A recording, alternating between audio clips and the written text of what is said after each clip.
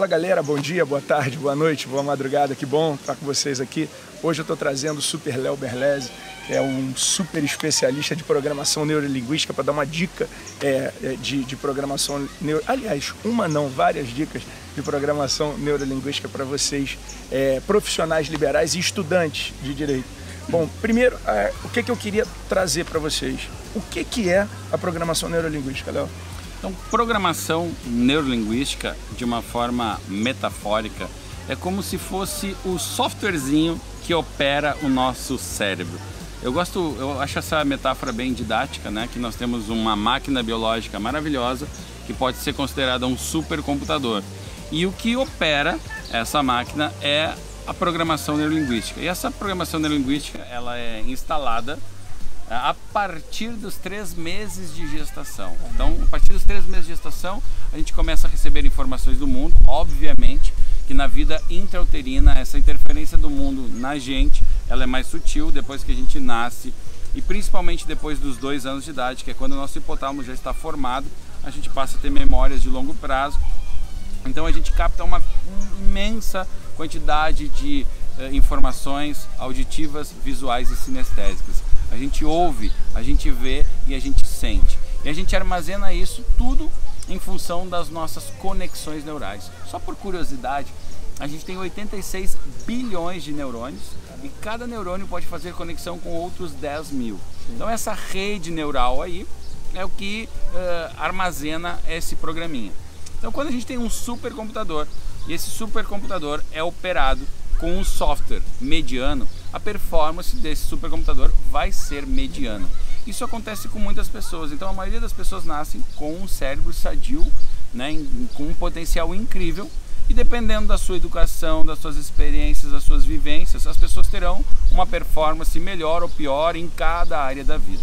E estudar esse processo, estudar a programação linguística, traz muitos ganhos em qualquer área, seja um profissional liberal, seja na gestão de pessoas, seja tu sendo um colaborador de uma empresa, para a vida pessoal, para educar os filhos, para tu ter mais motivação. Então é muito bom entender por que nós somos como somos, gostamos do que gostamos, acreditamos do que acreditamos, e a gente tem aí resultados na vida. Quer melhorar os resultados? Melhora a tua PNL. Eu acho interessante, né? Eu sempre venho batendo papo. Às vezes o pessoal tem a vida muito corrida, sabe?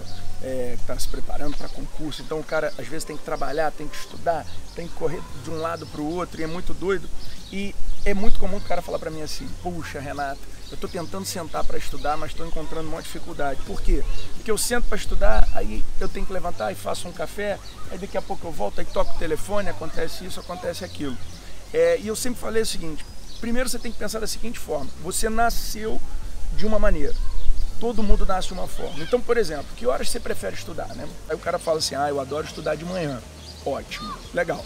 Porque você pode gostar de estudar de manhã, tem gente que gosta de estudar de tarde, tem que gosta de estudar de noite, até mesmo de madrugada. Sim. Olha o que você falou: as pessoas podem ser sinestésicas, elas podem ser auditivas, elas podem ser visuais, e aí você pega o visual, ele tem uma facilidade maior de ler, né?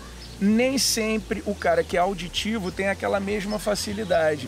E o sinestésico, que precisa daquela bomba de emoções, sim, ele pode ter sono na hora da leitura, não é verdade? Sim. Então, aí eu falo: mas vem cá, a gente começa a bater um papo, e aí eu visualizo que o cara é auditivo. E ele prefere estudar de manhã. E aí ele separa no dia dele estudar à noite lendo. O cara é auditivo, nasceu para estudar num determinado momento, e ele está indo contra. Isso serve para a vida, né, amigo? Sim. Então é muito bom esse autoconhecimento, né, para qualquer área da vida.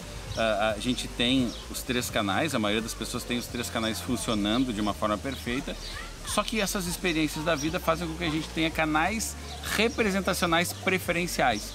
Então a pessoa ouve, obviamente, mas ela prefere, né, visualizar. E isso é tão interessante, inclusive nos relacionamentos. Imagina um cara que tem um canal preferencial auditivo em primeira escala, e a mulher dele, ela é muito mais sinestésica. Aquele cara precisa assim: eu preciso ouvir que você me ama. Assim, exatamente. Então ele precisa que a mulher fale determinadas coisas, ele precisa ouvir aquilo. E ele já tem o costume, né, de falar isso para a mulher dele, mas ela precisa se sentir abraçada. Ele tem que abraçar, não adianta só falar. Ela vai ouvir, mas ela não vai sentir aquele abraço. Então um pode discutir com o outro: amor, eu vivo dizendo que eu te amo. Ah, mas não adianta, tu não me abraça. E tu vive me lambendo, me abraçando, mas tu não me diz que tu me ama. É verdade. Tá? Então é bom a gente entender como que nós estamos programados, tá? Assim como a gente tem programinhas que nos possibilitam fazer determinadas coisas e melhoram ou pioram a nossa performance, eu brinco também dizendo que a gente tem vírus, tá? Então vírus é quando a gente tem um medo que não precisaria ter, quando é um medo social e não um medo físico, tá? Então tem gente que tem medo de falar em público, que é o maior medo social do mundo. A programação neurolinguística pode ajudar nesse sentido? Muito, muito. O que é o medo? Ninguém nasce com medo de falar em público, tá? A gente desenvolve o medo para a gente continuar vivo, né? Quando a gente vê um animal perigoso, isso também é construído, tá? Mas o medo tem essa função biológica de te proteger. Então, foi instalado um vírus nessa pessoa que ninguém nasce com esse vírus aí de medo de falar em público. E como que se instala, né? Existem várias formas, uma forma bem comum é assim: a criança lá na idade escolar vai para frente apresentar o trabalho, falar alguma coisa, e os colegas começam: ô idiota, cala a boca, sai daí, né? E aí essa criança sente uma coisa muito ruim. É aquele trauma de infância. Ela sente essa coisa ruim, e o sistema, por um mecanismo de defesa, vai gerar um programinha que vai dizer assim: a próxima vez que tu estiver próximo a acontecer isso de novo, tu vai sentir medo, para fugir disso, né? Já diferente daquelas crianças que quando vão lá na frente são aplaudidas, o professor elogia, tal. Essa aí vai sentir prazer em falar para os outros, claro. Né? Então quando a gente entende esse processo, a gente pode utilizar a PNL de uma forma bem específica, mexendo na submodalidade, que não vou entrar muito nessa questão, mas claro, cada um tem uma forma de armazenar as suas memórias, tá? E um padrão bem comum é, por exemplo, coisa triste eu armazeno de uma forma escura. E aí tu pede para a pessoa fechar os olhos, imagina aquela cena, agora tu coloca mais luz aí. É uma forma, claro que eu falei de uma forma muito resumida, tá? Mas isso seria mexer na sua modalidade. Outra forma é pegar aquela dificuldade e particionar. Tá? Então, por exemplo, eu tenho uma dificuldade muito grande de falar em público. Eu não vou colocar o cara para ir lá falar em público. Senão você traumatiza ele. Tu vai aumentar o trauma dele dessa forma. Então, o que eu tenho que fazer? Pô, vamos particionar isso. Tá? Aliás, essa questão de particionar é uma dica muito, muito legal para qualquer coisa na vida. Então, eu faço uma brincadeira no nosso curso de PNL que é assim: eu peço para os alunos falarem da mesma velocidade do que eu a frase: original não se desoriginaliza. Tenta falar aí. Original não se desoriginaliza. Oh, foi bem, hein? Mas a maioria... E aí, eles tentando falar isso rápido não conseguem. Aí eu pego, agora fala só deso. Aí fala deso. Agora deso junta com rigi. Desorigi. Agora desoriginaliza. E aí tu vai em 5 minutos, tá? Todos da turma falam original não se desoriginaliza de uma forma rápida. Mas se ele ficar tentando, tá, falar a frase inteira, não vai conseguir. Então, particiona. O que seria particionar, falar em público? Fala no espelho, se filma antes, fala coisas curtas, né? Ó, eu vou falar só uma frase, depois eu vou aumentar mais o texto. Fala primeiro para grupos pequenos, pessoas que te conhecem, né? Pode falar primeiro para crianças, e aí vai aumentando o grau de dificuldade. Então, para estudar para uma prova, e tu é especialista nessa área, né? Óbvio que a gente não diz, ó, tem que estudar todos esses livros aí. Não, vai um, e o outro, depois vai indo. Né? Se eu tentar fazer aquilo tudo de uma vez, vai dar problema. Não vai dar. E, vamos lá, para o atendimento do cliente, um profissional liberal, pode ser importante a PNL também? Muito. A PNL tem várias ferramentas, né? Como o rapport, que possibilita que as pessoas entrem em sintonia. O rapport, ele parte da premissa de que quando as pessoas se mostram iguais ou parecidas, tende a ter uma sintonia nessa comunicação, uma atração nessa comunicação. E quando um mostra uma parte diferente do outro, existe uma tendência a se afastarem. Então essa é uma técnica. E aí tu pode se aproximar dela no jeito que ela fala, no jeito que ela está sentada, mas principalmente dentro daquilo que ela acredita.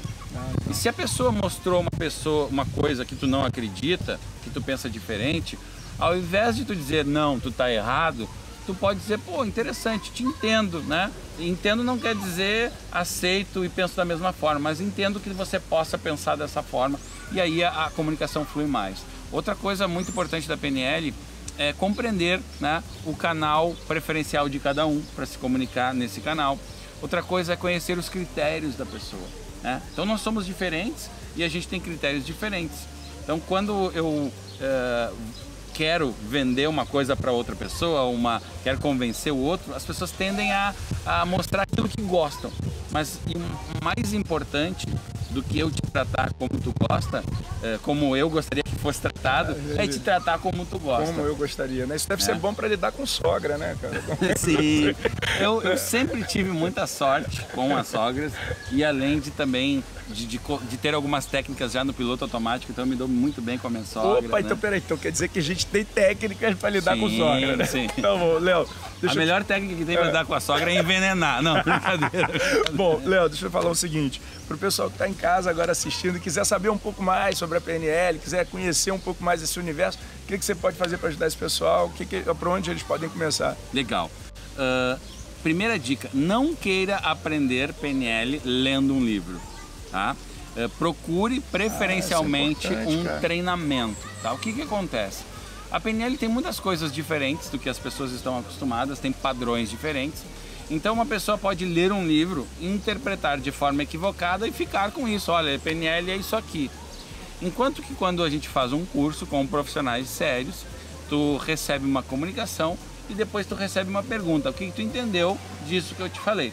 E a pessoa, ela diz, porque quando eu me comunico, tá, nos 3 elementos da comunicação, que é o comunicador, a mensagem e o receptor, quando eu me comunico te enviando uma mensagem, eu parto do princípio, nessa mensagem, daquilo que eu vivi.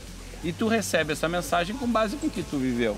Então, pode ser que dê certo, que a mensagem que eu queria que tu recebesse, tu recebeu, mas pode ser que tu tenha distorcido isso. Isso pode acontecer durante uma leitura de livro de PNL, tá? Então, eu aconselho que se faça cursos. E depois que tu fez o primeiro curso, tem vários cursos, mas depois que fizer o primeiro, aí sim tu pode ler, tu pode ver vários vídeos sobre isso. Tem vários cursos também, né, dentro no Brasil, aí muitos cursos respeitados que você pode fazer, mas se quiser fazer conosco lá em Porto Alegre, nós temos um curso a cada 2 meses, é um curso que dura 2 finais de semana, sexta-feira à noite, sábado o dia inteiro e domingo o dia inteiro também. E pode entrar aí pelo Google, procura Conexão Alfa RS, né? E a gente entra em contato, te manda folder, te manda os valores. Agora, mexendo aqui, se o cara entrar e falar assim, poxa, eu te assisti lá com o Renato Porto, não sei o que, tem um desconto, tem alguma coisa? Será tem, que com certeza. Se disser que assistiu o vídeo do Renato, tem um desconto de 20%. Opa, que maravilha. Léo, poxa, muito obrigado, cara. Obrigado Valeu. mesmo, pessoal.